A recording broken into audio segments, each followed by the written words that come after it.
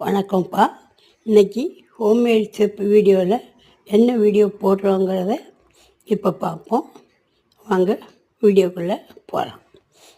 இன்றைக்கி நார்த்தங்காய் ஊறுகாய் எப்படி போடுறதுன்னு பார்ப்போம். நார்த்தங்காய் ஏற்கனவே நல்லா வாங்கி உப்பு போட்டு ஊற வச்சுருக்கேன். 15 நாள் ஆகுது, 15 நாளைக்கு மேலேயே ஆகுது. வெந்தயத்தை இப்போ நல்லா 2 ஸ்பூன் வெந்தயத்தை ட்ரை ரோஸ்ட் பண்ணி மிக்ஸி ஜாரில் சேர்த்துப்போம். இதை நம்ம பவுடராக படித்து வச்சுக்குவோம். ரொம்ப பேஸ்ட்டாகணும்னு ரொம்ப பவுடராகணும்னு அவசியம் இல்லை. ஒரு வானலியில் ஒரு குழிக்கரண்டி நல்லெண்ணெய் ஊற்றி கடுகு உளுத்தம்பருப்பு சேர்த்து அது வெடித்த உடனே நம்ம இப்போ பவுடர் பண்ணி வச்சுருக்கிற வெந்தயத்தை நல்லா ஆட் பண்ணிக்குவோம். இப்போது அடுத்து மஞ்சள் 1 ஸ்பூன் சேர்த்துக்குவோம். மஞ்சள் ப்ரிசர்வேட்டம், மஞ்சளும் நல்லெண்ணெயும் ப்ரிசர்வேட்டம். இப்போது தேவையான அளவு காயம் சேர்த்துப்போம். காயம் நிறையா சேர்க்கலாம். காயம் எவ்வளோக்குள்ள சேர்க்குறோமோ அவ்வளோக்குள்ள ஊறுகாய் டேஸ்ட்டாக இருக்கும்.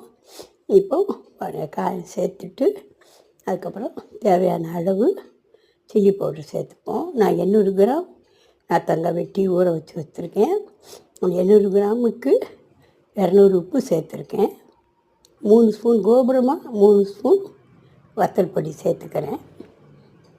இப்போ 1 கிலோன்னா 4 ஸ்பூன் போடணும். நான் இது 800 கிராம் தான் இருந்தது, அதனால் 3 ஸ்பூன் வத்தப்பொடி போடுறேன். இது நல்லா வதக்கிப்போம். ஏன்னா பச்சை வாசம் போகணும். பச்சை வாசம் போகிற வரைக்கும் இதை நல்லா வதக்கிவிட்டேன். ஏற்கனவே நார்த்தங்காய் 15 நாளைக்கு முன்னாடி கல் உப்பில், அதாவது 800 நார்த்தங்காய் இருந்தது, அதுக்கு நான் ஒரு உலக்குக்கு அரை உலக்கு, அதாவது 200 கிராமுக்கு கொஞ்சம் அதிகமாக உப்பு போட்டிருக்கேன். இந்த அளவு உப்பு போட்டால் 1 வருஷம் ஆனாலும் கெடாது. இப்போ பாருங்கள், நல்லா ரோஸ்ட் ஆகி நல்லா வதக்கியாச்சு. இப்போது நார்த்தங்காவை சேர்த்துப்போம். நல்லா இது 20 நாளைக்கு மேலே நல்லா ஊறி இருக்குது.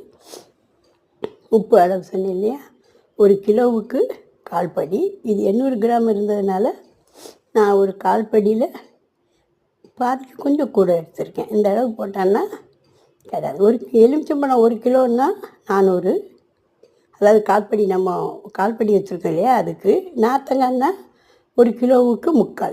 இப்போ இது 800 இருந்ததுனால 3/4க்கும் குறையா நான் உப்பு சேர்த்துருக்கேன், கல் உப்பு.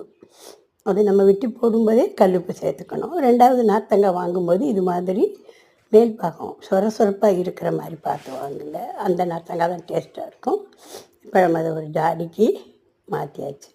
இது 1 வருஷம் ஆனாலும் கெடாது, காஞ்சு போனாலும் கூட கெட்டு போகாது, ரொம்ப நல்லாயிருக்கும். இது மாதிரி நீங்களும் உங்கள் வீட்டில் ட்ரை பண்ணி பாருங்கள். தேங்க்ஸ் ஃபார் வாட்சிங்.